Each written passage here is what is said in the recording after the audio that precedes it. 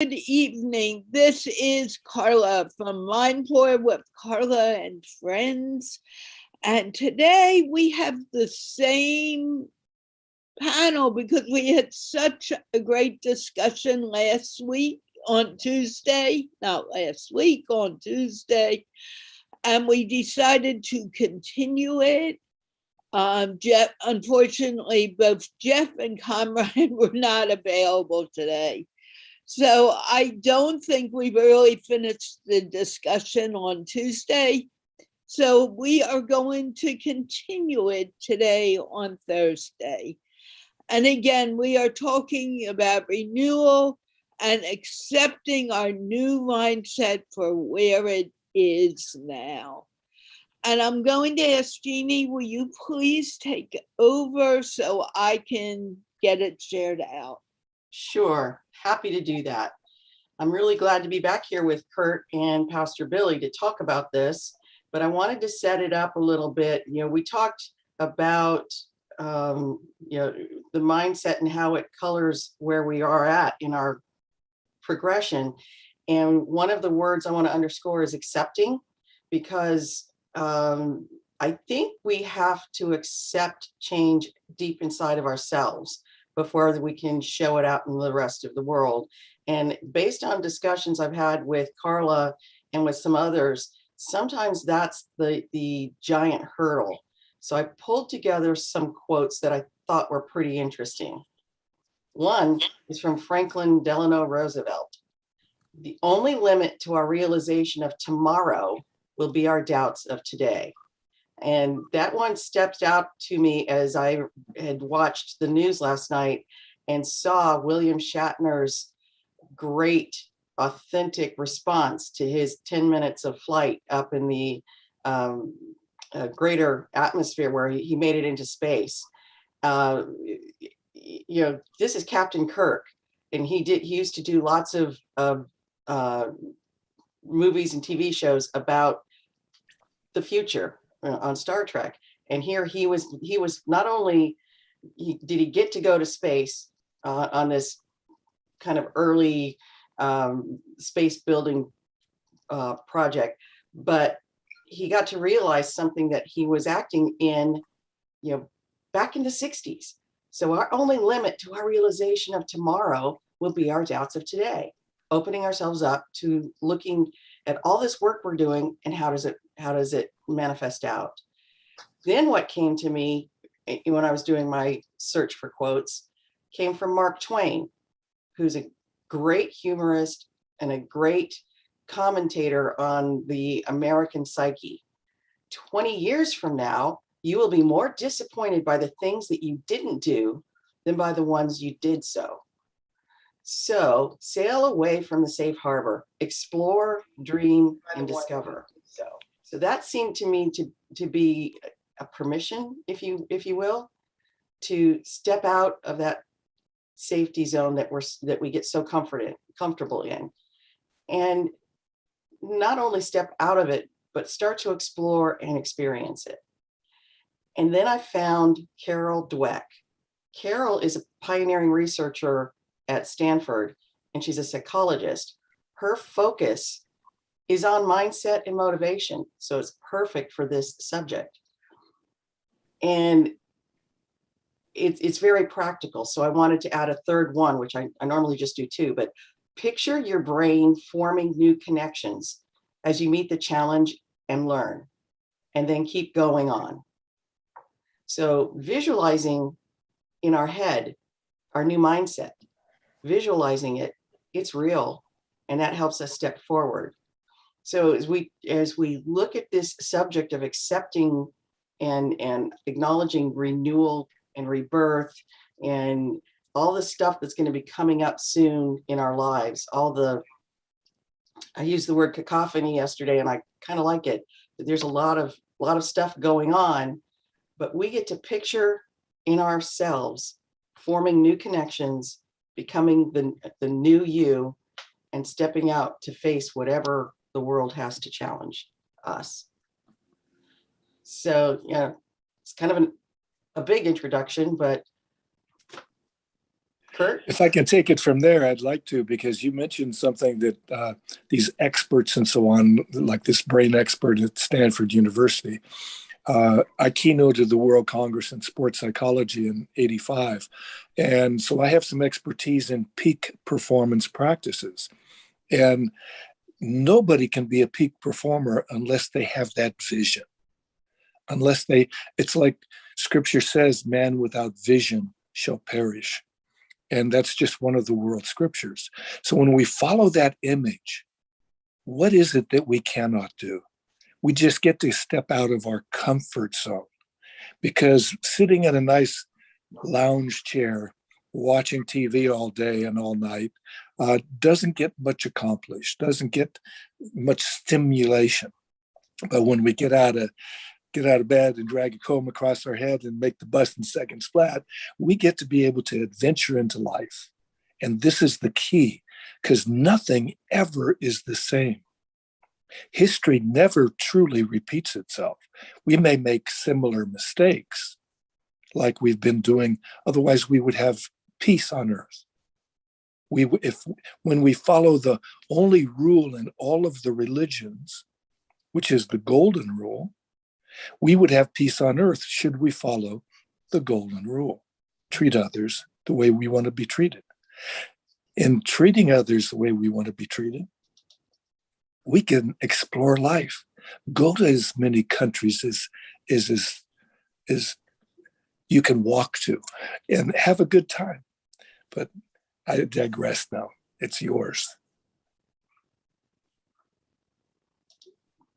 Yeah, if I could jump in, and Brother Kurt, I liked your reference to the Beatles there.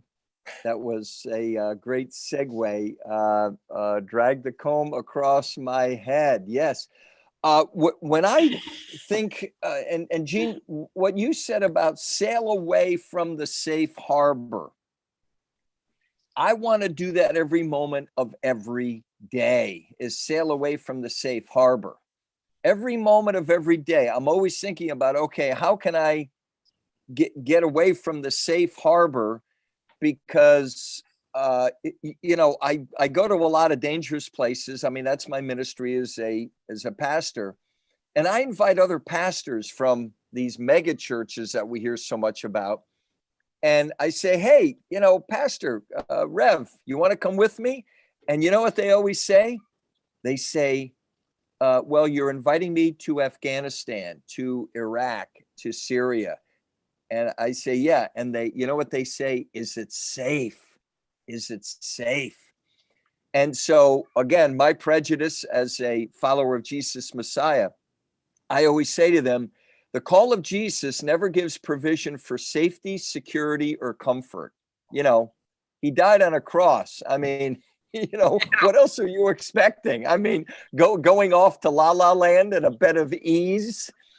So it just drives me nuts. So I always use this expression, Jeanne, since you were talking about expressions and quotes, I always say that I have a ministry to comfort the afflicted and to afflict the comfortable.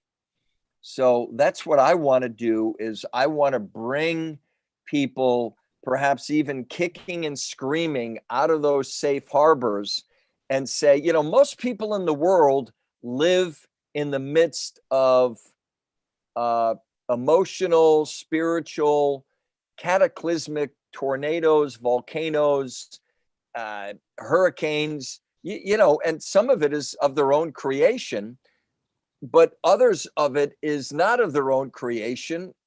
And so I say, look, we need to go and to teach those people and to come alongside them and to be with them. So I'll leave you with an acronym. So my life is all about what I call a ministry of presence.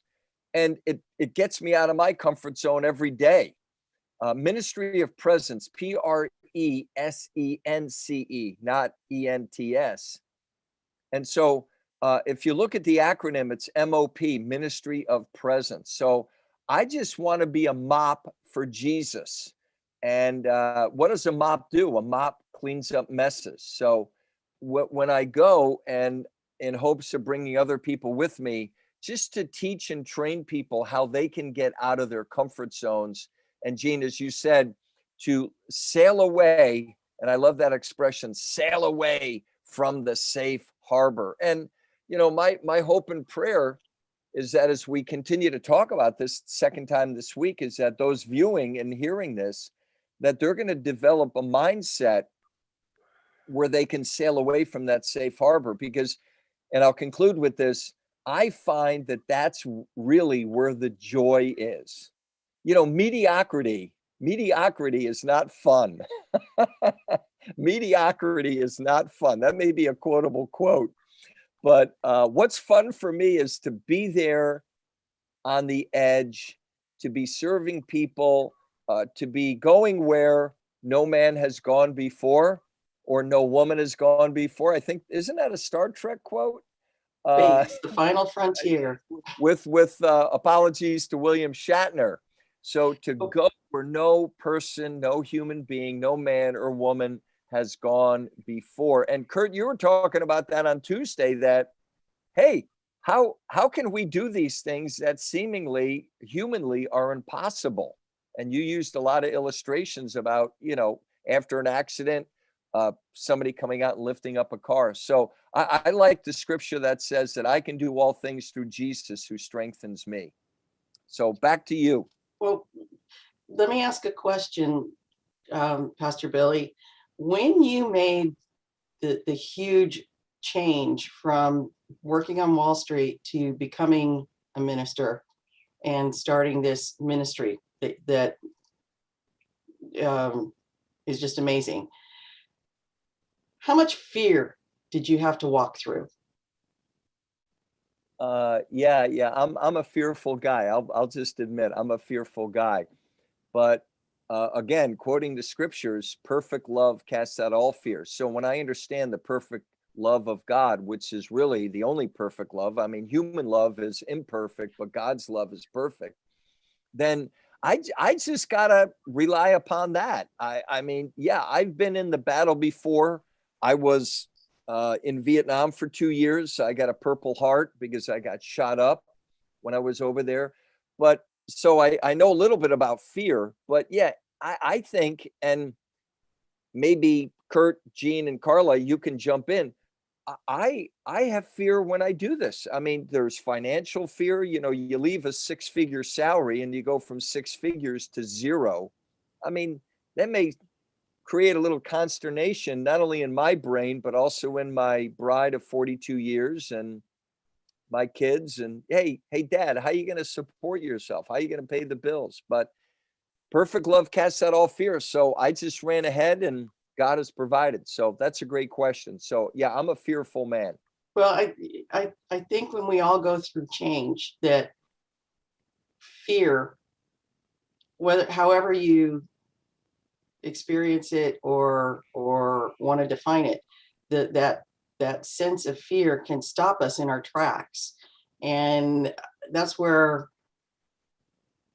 I know, as I went through some bit of a metamorphosis, that, you know, stepping forward was not the easiest thing to do, even though it was, you know, for me, simply taking a new job, you know, pay cut and all, but taking a new job. There's a sense of fear. Is this right? Am I doing the right thing? And that's one of the reasons that I like the idea of discussing accepting your new mindset, because fear, that emotion, can sometimes keep us from allowing ourselves to accept the new mindset. And taking a step through the fear might be the bravest thing that we have to do. Mm-hmm. And it might seem like nothing, and yet it really is the bravest thing we have to do. You know, walking out the door to go to a new job is not a fearful experience. But if that's what you're doing to change, like I did make a job change once in my career because I didn't believe in what the company I was working for, what they were doing. And I always had one kind of rule of thumb in my business. You know, I was in communications. I only have one reputation, and anything I do for anybody, if it affects my reputation, I have to make decisions. And I made a decision to move on. And I did it fairly abruptly. And I remember my father, the great philosopher, said, "Did you even stop to think about what you were doing?" And I had to say, "Actually, no, Dad, I reacted." But I reacted out of a sense of kind of righteousness. This is my reputation. They can't pay me to ruin my own reputation. And in my business, you don't lie, even though I know people who've spun the truth in various ways. I was very black and white about it. I need to have the truth. And if people wouldn't give me the truth, I left. I was scared to death. When the next job came, it was much bigger than I'd ever thought. So again, I was scared to death to take that job. But just simply getting out the door, getting in your car and getting to the job, that was a brave thing. And I'm sharing this because for many of us, we don't equate that level of bravery in the actions we do every day. But shedding off whatever it was that you're changing your mindset from, it takes a matter of confidence. We talked about that a while ago. Bravery, acceptance, and sailing away from the safe harbor, sailing away from what you know. And you did that, going from Wall Street to what you're doing now in a huge way. So that's why I wanted to ask that question, because if there's anything we can do for the people that are, joining us in this discussion, by watching, is to give illustrations that it can be done and give tips on how to do it. Carla, I see you waving over. Hi, Carla. How are you doing today? I'm here and I'm doing well. I had a similar experience and similar experiences continuously, but you made me look at something that I didn't realize I did in many years ago. We'll put it that way. I got into trouble with a job because I actually stood up for a student. And they liked me. They knew that I was a good teacher. And they said, "Look, we'll give you a choice. Either we can fire you or you can decide to leave and we'll give you a great package." And they really gave me an amazing package based on what was going on. And the point was, I was scared. And after some thought for a day or two, they gave me a week to make the decision. The incident happened on a Monday. I told my parents and they said, "Oh, we're not going to help you if you leave. You can't leave your job. Just learn to listen to people." And I said, "No. By then I had made that decision." And in fear, I left. And the next Monday, I didn't need to get up to go to that school and work with the kids who I really loved. But I couldn't go back because I had said, "I'm gone. Get another teacher." And I remember how scary it was. Every time I come on this show, or any of my live shows, I don't know how they're going to go. I step out of my comfort zone depending on who I am speaking with. So having said that, fear's there all the time. And we can either face it and move forward, or we can look at it and run away. And there's a whole acronym, I forget the exact words for it. And it's hard sometimes to decide to face it and move forward. However, if we don't face it and move forward, we're going to miss a lot. So I'm one who says, "Okay, you put fear here, let's do it." There are times I don't do it. I'm like, "Nah, I don't want to do that," because it just doesn't seem right to me. But many times I make that decision and I move forward. And Kurt, you looked like you had something to say. Oh, I have a problem with that in regard to having something to say. Oftentimes I'm so verbose. But one of the things that we can look at doing is when we have this fear and it stops us, we have a decision at that time. We have a decision to go on, to divert our way of going, or to turn around. And each of those are dynamic choices. Should we freeze, we obviously don't go anywhere. But then slowly but surely, we'll start moving again. So the key factor is this idea of choice. And most people think we have no choice because of the situation we're in. When I left India after a year's stay in 1982, I headed toward Australia. I had never been there. I had met somebody in Australia, from Australia in the ashram in Ganeshpuri, and I went and visited him. I had no job. I had been teaching in Los Angeles for about 8 years at that time, but I had no job. I started to be able to have the Institute of Sports Psychology because I applied what I had learned from this great teacher into sports because I had been an athlete all my life. From that stepping off into Never Neverland in a foreign country, within a month and a half, I had already given a program to the best Aussie rules football club, actually second best. They took second in the grand final.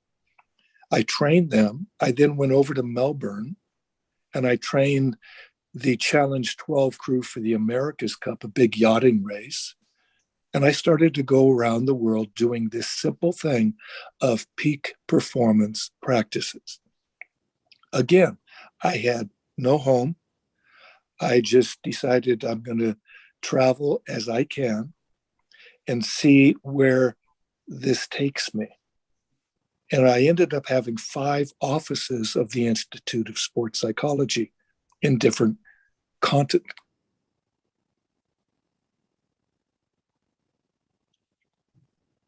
He'll come back. It'll just take a minute. Right. It's one of the They're fun like that things. butterfly. There we go. This is what's beautiful. So I've spoken plenty about adventuring, and if anybody needs help in adventuring, they can take refuge with us in how we approach life and look on, like my book is called Winning Ways for Living, and it can give people ideas on how to be better body, mind, spirit, and emotions. So we can fly instead of just sort of walking, if you'd like. But thank you. That's wonderful, because again, it's a great illustration that we weren't meant to be tied down, and life wasn't meant to be a drudge. But I will say, and I want to acknowledge this, I have friends and colleagues who literally revel in the everyday activities. They actually relax when they do the dishes. I had a roommate who would beg, believe it or not, she'd go, just leave the floors. I'm going to clean the floors tonight and wax them. And I would think, why would you want to do that? But that was her way of meditating. That was her way. When I'd go to sleep and, all the animals would be put to bed and there was no distraction, she would scrub the floor. And I got up once because I didn't believe it, but I got up once and there she was, literally on the floor, on her knees, scrubbing in the old-fashioned way, not using all the mops and things, because that was her way of meditating and letting her mind get cleared. So especially when we were on our way home, if she had a bad day, she goes, "I'm warning you now, you're going to your room early because I gotta work on the floors." And I was just in awe, because for me, that's not something I do to relax. So there are some people who find joy in all of those daily things that we do. And there are people who find joy in thinking about 10 years from now, what are we going to do? You know, so there's people for everything that needs to be done, finding joy in every moment. And so I think one of the things about accepting a new mindset is allowing ourselves to change. You know, I think it was Heracles that said the only constant is change. You know, the fact that we resist change is something I wanted to make sure we brought up, because as we change and we think we're doing a great job changing and moving forward, there are often forces at work that are outside of us that keep pulling us back. So, you know I went through a major shift when my son was born. We had an issue in the family with alcoholism, and I was saying to myself and to the people that mattered was, no, my son is not growing up in a household with this issue.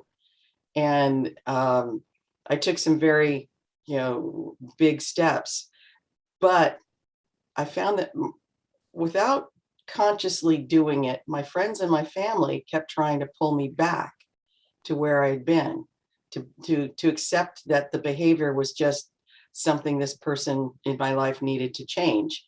But I had to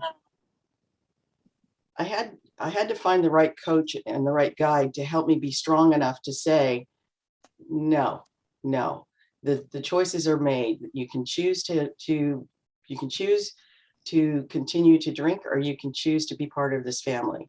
And that was a very hard thing to do. And I remember feeling bereft and alone because the folks that I trusted to be my support didn't understand. So they didn't know how to talk to me. They thought I had just changed so much, and really I was just coming into my own power. And so I want to bring that up because sometimes it's forces outside of us that keep us from accepting the new mindsets and the change. And there needs to be for me, it was my son, but there's a core reason deep inside of us that says, yes, you can change. Yes, you're thinking differently. Yes, you can step out. Yes, you can show the world who you are. Yes, you are vulnerable, but that's okay. Lots of that yes kind of stuff needs to happen so that when one of those forces outside, in this case, it was my mother. She didn't understand what I was doing, really. And she would say things to me, and I finally learned to say, Mom, I love you, but that's not helpful. Mom, this environment right now is not safe for me. I need to leave. I will talk to you next week. So I tried to be loving, but she wasn't accepting the new me. And it took some adjustment. And I will tell you, throughout the rest of her life, once we went through that adjustment, my mom and I had a different relationship. I felt like we were able to go through that transition from mother and daughter, that's a lot of struggle, to equals and friends, enough so that we could talk about really difficult issues and not scream at each other, and then when she succumbed to Alzheimer's, having that different relationship really helped me manage my own reactions to that process. But my point is for you guys, do you have tips to help people to go through this change? Because we don't always know how to predict how others react, and how do we stay strong in our new mindset, not only accepting it in ourselves, but accepting that other people react differently. Yeah, I love the word. I'm just going to jump in here briefly. I love the word breakthrough, and paradigm shift. And for those that are listening and viewing this today, Jeanne, based upon what you said, the really what happens is the more you do it, the easier it becomes. That may sound like incredibly simple, but the more I step out of my fear box or even walk through my fear, the easier it gets the next time. Again, doing it with wisdom. But so I always am thinking about that one word, breakthrough. I got to break through this. I'm going to walk through this door. Or crawl in through this window, and I'm going to look for a breakthrough. So, yeah, I'll end there. Okay. One of the things that people can do that may be struggling, it's all dealing with, in a way, my reference to sports and life in general, because biomimicry, modeling ourselves after nature, is a key way to being able to be successful. And sporting teams perform better as each person performs their best. So you have to have that inter-competition, but you also get to have that teamwork. The cells of the human body that are sick will help cells around it that are not so healthy. They'll help them get repaired and so on. So we can act like Mother Nature and be a buddy system with a person. Say, look, I'd like to be able to correct my use of language so it empowers me, so that it makes life better. So if I say try, I don't try things anymore. I get to do them. I'm not having to do something. I'm getting to do something. There's a big difference than I have to do this. So when we take that struggle out, we can flow more easily in life. So you can buddy up with that kind of a thing. Or if you have a bad habit, like I had a student that sucked his thumb every day. And I said, after class, asked him, would you like to stop? And he, of course, said yes, because he was 14 years old. He ended up stopping within a couple of weeks. Why?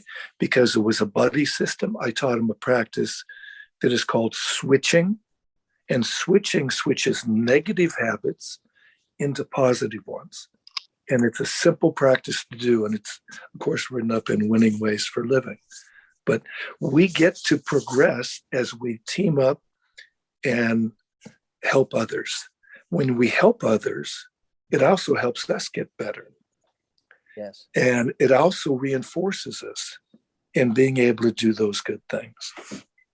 Yeah. Thank you. And Kurt, let me just jump in and say, right before we got on the MindPlore call today to talk about mindset change, acceptance, every Friday morning here on the East Coast, I meet with what I call my prayer and accountability person, a guy by the name of Jeff.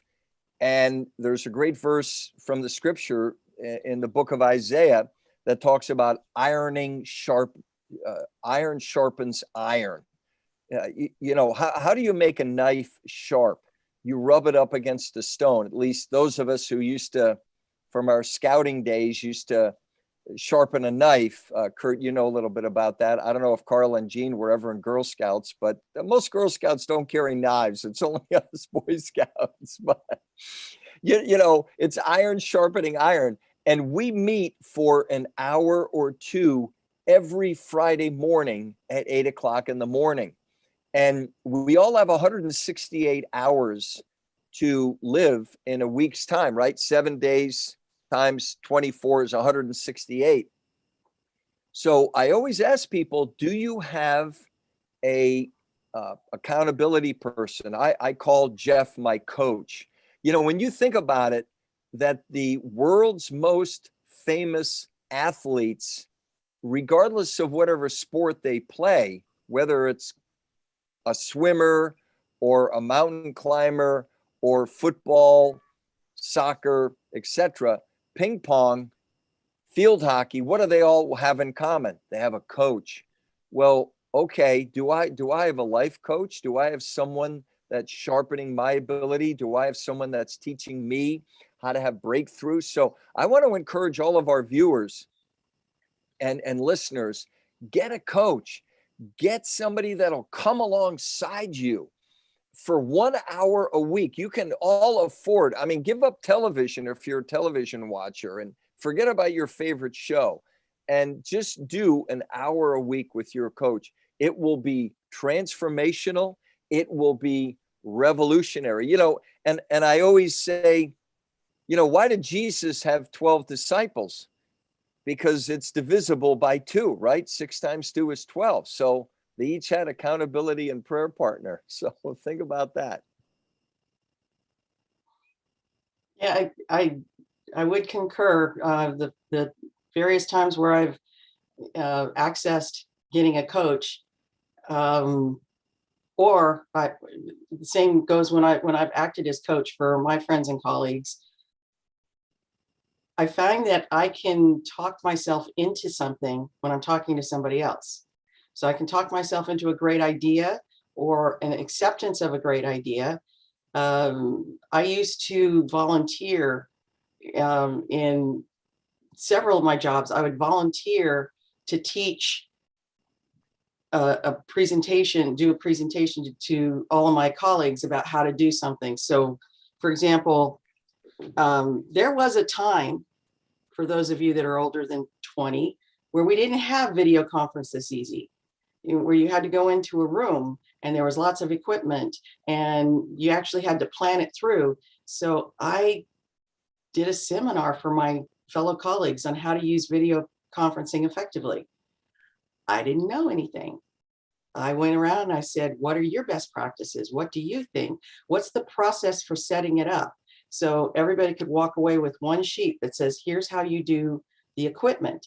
So that they weren't afraid to set it up because it was all there. And the IT team, the lucky thing about working with the corporation is you always have somebody there. So the IT team validated the process, made sure it worked, and they used that as their troubleshooting. But by the end of being prepared for this class, I understood how to set up a video conference, but I took it a step further and talked about how to do it effectively. So I was able to teach folks to have an agenda, have a set of topics that you're going to be covering, so that 15, 20 minutes that you were going to be on video was effective. You got the decisions you needed and you can move your project forward. So teaching somebody something, as Kurt, you said, is a powerful way to teach yourself.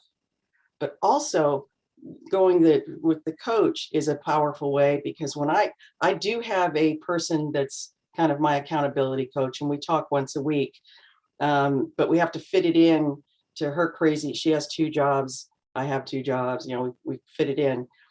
But typically we'll say, how was your week? Did you get this done? And we talk through how we get things done so that the following week when we call each other, we can go, oh yeah, I was able to do that. I called the company and this is what they did. So in a moment of disclosure, one of the things I'm helping her with is her mother now is succumbing to Alzheimer's. So she's asking me questions. What happened when your mom did this? And I'm helping her guide her through the way. But I called her with a problem, something that I needed to figure out. And this woman is an excellent listener. When I talk about listening, I always tell people you have to force yourself to stop and actually hear the whole thing. I never think that she's not hearing my whole story. And so I value that in her. And by the time I'm done with the story, she can reflect back my conclusion, and I've just talked myself into the solution, which I find amazing, because when I'd start the discussion, I would be kind of at a loss and go, and you start second guessing yourself inside your head. But when you say it out loud to somebody, it kind of takes on a logic of its own and opens itself up, and you go, oh, all I needed to do was this. And here I was worried all day, So sometimes, Pastor Billy, it's those simple things that give us the wisdom to be able to make the changes we need to do. You know, and that's one of the things I have a work buddy who's in his 20s. And I said, that's okay, honey. You do what you do. I'll do what I do. But together, you're going to open my eyes to some things about the internet and software and tools. And I'm going to open your eyes about some things that we've done before so that you understand more of the 360 of an issue. You know, and so now we have an interesting interaction. So I think that having an accountability partner of some sort is extremely valuable. Definitely. Carla, you're sitting over there quiet. Sometimes I need to listen. But talking about an accountability partner, which is very important, in my experience, I don't think I would be doing this if I didn't have the team I have behind me. I mean, I know that you guys want to do it. And there are times that I want to say, oh, do I really want to put together a MindPlore panel right now? Yeah, yes, I do. And sometimes it only happens because I know that there are people who are going to be there to support this. And although I'm not taking them on as a, quote, accountability partner, they are my partners because they expect me to be here. The people watching me are here, expect to see me. We had 78 shares of this program today. I have no idea where that came from. I'm not complaining. I have no idea who had seen it, but I saw the total of shares. This in itself makes me know that what I'm doing is going on in the right channel. And I'm very thankful for that. And I'm saying that because we were talking about fear. And every time I come up with a topic, although I probably shouldn't admit to this on air, I get, will people listen? Will people want to hear this? And yes, there are people who listen. And yes, there are people who maybe comment in different times later. But it's a question of just facing that fear that says, oh, it won't work, to saying, oh, it can work. I just need to do it. And that's my point of view. The great adventure of life. We never know what life is going to present us. And when we adventure out, that means not just getting off of that nice harbor that is so secluded and peaceful and out into the massive ocean. It's to be able to maybe go into the inner ocean and see where the so-called demons are, the things that hold us back, and say, are you in control of me or not? It's like I was told by a dream person, have you ever asked that demon that is chasing you, that you're running away from in your dream, if you ever turned around and said, what are you here for? What am I supposed to learn? And that stops the demon. That stops it in its track. And it has to be able to then answer you. So it's not chasing you anymore. But how many of us turn to face the demons? How many of us explore a really different look at life? Because that's what the topic is. How do we get out of that comfort zone? How do we get into a new way of seeing things?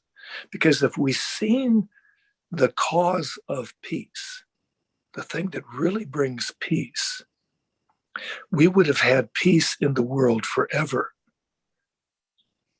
but we've missed that link. We haven't looked in the right place. Maybe it's inside, because if we're not peaceful inside, how can we be peaceful outside? If everything outside is peaceful and I'm not, what good does it do me? So that point of view, the world is as you see it. I'm like Monty Python. I say, it's all beautiful, eh? Monty Python, anybody see something about Brian? Yes, always look on the bright side of life.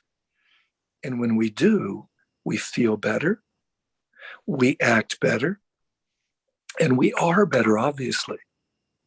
So that's my big switch for people who think there has to be all this dark. We have to look at the dark. You don't have to look at the dark. Yes.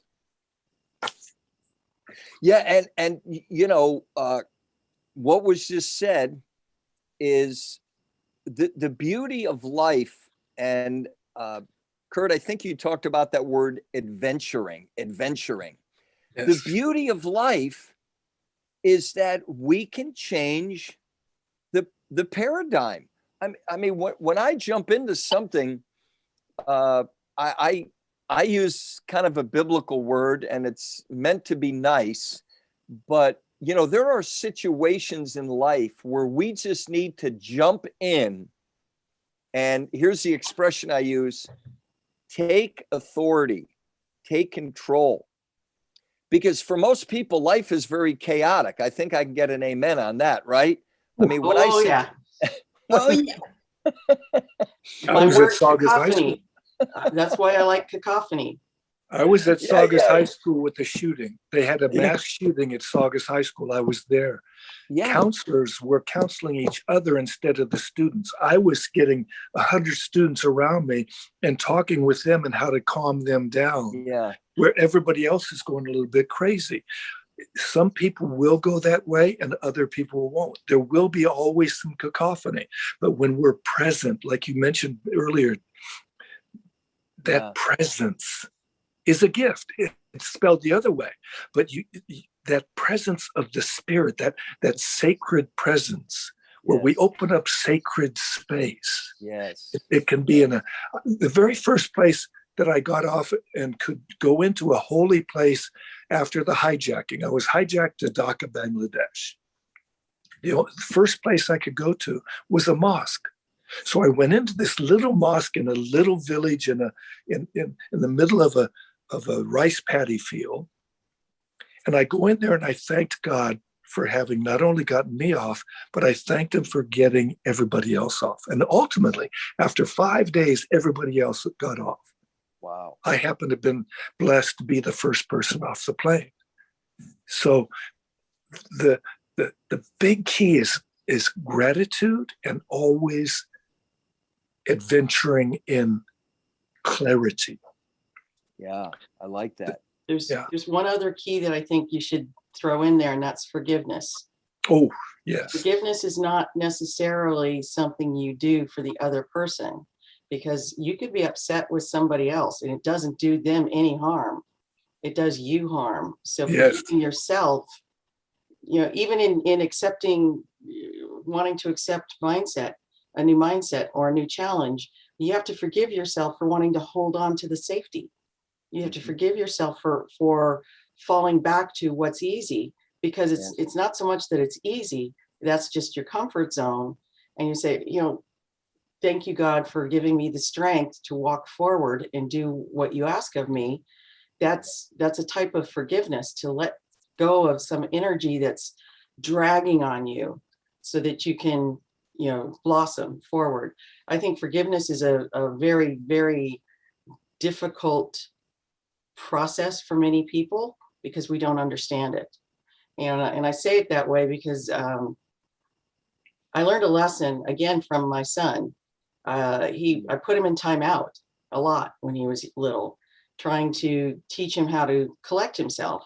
So one time he asked me, I put myself in timeout. I had a bad day. And he came in and he was like, "Mommy, were you bad?" And I had to explain to him I had a bad day and I needed to collect myself, and that's what timeout was. And I gave him a big hug and I said, I'm not mad at you when I put you in timeout. I'm trying to help you collect yourself. And so forgiveness is a way of collecting yourself, letting yourself off the hook so that you can move forward. And these are things that I think we've taught each other backwards. I'm not forgiving you because I'm really mad at you. I'm forgiving you because I need to let that energy go. One of those world scriptures says, judge not lest ye be judged. That includes you. Yeah. So, Don't be too hard on yourself. That's been something I've been working on a lot. I find myself, it's easy to judge. It is so easy to, I mean, okay, you guys might not do this as much as Carla and I do, because we've been set up to look at how somebody dresses and make a snap judgment, and it's none of my business how somebody dresses. It's okay. You like holes in your pants because that's the going trend. Cool. As I've grown up and matured, I've learned it doesn't matter what I think about you. What matters is what I think about me. And when I catch myself in that judgmental mode, that gives me pause, clear out that thought, and move forward. And that's actually been very, very much a growth path, or an adventuring for me, adventuring into adulting, if you will. I love that phrase, adulting. It's like, yes, adulting, not adultery, but adulting. Yes. Yes, adulting. Being an adult actually means knowing there are consequences to everything you do and every thought you have. And it's, seems to be, something kind of big with the kids, to say adulting is hard. And my usual response is, yeah, it takes a lot of practice to get this wise. I know we need to, Carla's going to come on and tell us to wrap up. I just want to get, my closing thought is, when we think about breakthroughs, Kurt, you talked about demons. What I like to say to people is there's 3 things that will hold you back. And I call them the 3 F's, as in, the letter F, if you can see that. Your family will hold you back, your friends will hold you back, and your flesh will hold you back. Family, friends, and flesh will hold you back, the 3 F's, from getting that breakthrough and to get to that level of acceptance and to be a bold person and to take control and authority. I'll conclude with that. Thank you. Since you did that for me, we'll go to Kurt. Oh, well, I always love to be able to send people off with a great admonition, is to seek to know, love, and serve God in everything you do. See God in each other, and also know that God dwells within you as you, so that you can treat everything with respect and love. And I appreciate you in being the best you can be every moment. Love you. Love it. Jeanne? I think what I'd like to, I have 2 thoughts. One is, there used to be commercials, I gotta get a Gund. It's Gund is a type of teddy bear. Everybody should have something that they can hug so that they can feel like they're hugging themselves. And as they hug that bear, remind themselves that you got this, you can do it, and then take that first step. As we go through all of this major shifts and changes in the world, we're going through major shifts and changes in ourselves. And just step forward, accept yourself, love yourself, and as Kurt said earlier, be ready for the adventure. And in being ready for the adventure, remember, we are all connected together, whether we like it or not. But most importantly, we need to like ourselves and be kind to ourselves so we can be kind to the people around us and also face every situation that comes to us with excitement and not fear. Because the fear is going to be there until we've done it the first time. So just hop off this fear and dive right in.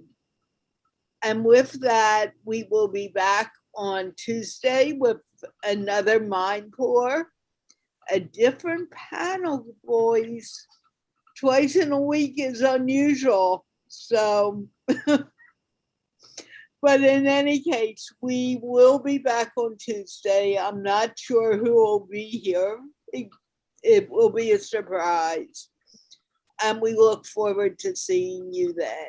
And let's wave goodbye. Can everyone wave goodbye? And clapping like the American